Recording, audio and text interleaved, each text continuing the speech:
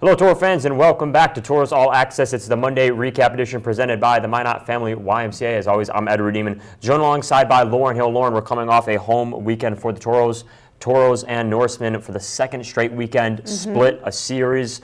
Toros get the Friday night game. Norsemen answer with a Saturday night victory. Toros back at home this next weekend. But before we get to that, a little recap of what took place this weekend. Like we mentioned, Lauren, Toros get the split. Your kind of initial thoughts on the weekend as we look at our highlights? Yeah, literally what happened last weekend happened again this weekend. Exact same thing, split. We came off that first game with a 4-2 win and that second game with a 4-3 loss. Yeah, Toros battle back on Friday night after facing after facing a deficit entering the third period. Toros got on the board first. It was Ian Spencer with his fifth goal on the year. We talked about the importance of getting a quick start, and it boded well up until about a minute later where it was a quick start for the Norsemen. They answered with two. That lead would hold until the third period, and then here you go. Jack O'Hannison with a breakaway backhanded goal that evened the score at 2 apiece. And then it was Landon Fleming with his first goal in a Toro uniform to give the Toros the lead, and then Ian Spencer with his second of the night on an empty netter. Toros get the 4-2 win over the Norsemen. And then, like we mentioned, we don't have the highlights, but St. Cloud answers with a 3-2 win the following night, in which was a really good effort by the Toros and the Norsemen, a really hard-fought game. We talked about a lot in the pregame. St. Cloud was working down quite a few guys, but they do get out of there with a win, so the Toros split once again. The two teams won't meet each other again until January in the Great River Rivalry. That one, of course, down in St. Cloud. But, Lauren, I think it was a good effort all around for the Toros, just unable to eke one out at the end on Saturday night. But nevertheless, you get the Friday victory in a Central Division that's been so tight.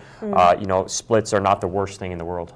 No, they aren't, and I think definitely based on what happened, especially on Friday night, as you mentioned, Ian Spencer scored 2 separate times. Landon Fleming got his first goal as a Toro, so that was really exciting. Just all in all, Friday's game was really, the whole weekend was really exciting. Obviously, Friday was more exciting with a win to top it off. Jack O'Hannison also had a goal there, and then in that second game, John Small scored basically back-to-back with a couple minutes in between, and I thought it was really interesting that Jesse Juhala, his dad, flew in from Finland this past Thursday, and he's here for the entire home weekend of this past weekend, as well as this coming up weekend as we are home again against Aberdeen, and he got to see Jesse score on Saturday, so I thought that was really awesome. Yeah, you mentioned a couple of those point leaders here for the Toros. We're running down the list, a little bit of an update following the weekend. Jack O'Hannison is the co-team point leader with 17, along with Ian Spencer. Spencer with 6 goals now on the year, 17 total points. Jesse Juhala got his 9th on the year, 8 assists, so also good for 17 points. And then you got John Small, 9 goals, 7 assists for 16 points. 2 goals, almost 3 goals in that second period on Saturday night. So all around, I think the Toros, there are some positive takeaways from both games, but definitely Friday night, of course, the big one as they got a win. But looking forward now, you're taking on an Aberdeen team this next Friday and Saturday. Talk about back-to-back weekends being the longest homestand of the year for the Toros. So obviously, you want to take advantage. An Aberdeen team that's sitting in third place right now, who has had a very good start to the year so far. Yeah, so we kind of touched on this last week. Obviously, we had the back-to-back series with St. Cloud. Said that if there was some roughing up here and there, we ended up, again, like we said, splitting both weekends, that there would be some changes in the standings.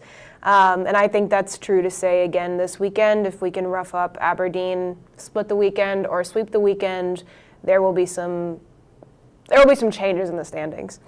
Yeah, you look at Aberdeen, 11-4, 0-0 on the year.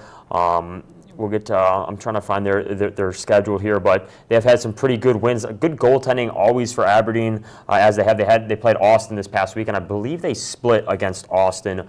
So they've played, some decent competition, but I think, the Toros hope to be their toughest test so far this year. But you look at the schedule for the Toros moving into the latter part of this month and next month.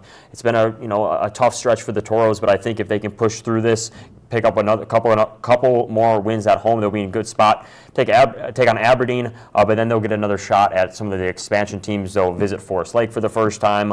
You have that game on Thanksgiving Eve against Bismarck, but also then you also get a crack at Watertown, and then the Mallards once again as we turn the page into December. So if the Toros could push through this next stretch, I think they're in a good position to pick up some wins against some of the teams that right now are sitting at the bottom of the division.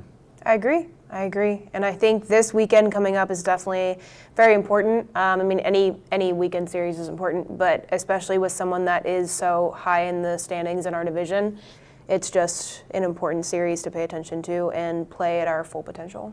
Yeah, so as always, we want you in the building next Friday and Saturday, 7:35 puck drop. You can buy tickets, tickets.minotauroshockey.com. Also wanted to mention we have a couple more lunch boxes still available. So once again, this weekend, if you make that $10 donation or more to Backpack Buddies, benefiting Backpack Buddies, you will receive a really cool Minotauros lunchbox. So even more reason to stop by the building. And, Aberdeen, one of the Toros' biggest rivals. We always talk about it. Aberdeen and the Toros really provide fans some really good games, and that's been the case for the last couple of years. So even more reason to be here. Exactly, and we filled Mesa Arena on Saturday. It was at full capacity. We would love to do that again this weekend. The energy was great. And like Edward just said, Aberdeen is definitely a rival here, and we would love to have the same exact energy back in the Mesa Arena with all the horns, all the whistles, all the bells, everything. So get your tickets. Like Edward said, you can buy them online, $9 online, $10 at the door. Scan this lovely QR code, gets you a link to literally everything Minotauros, from merch to tickets to literally anything.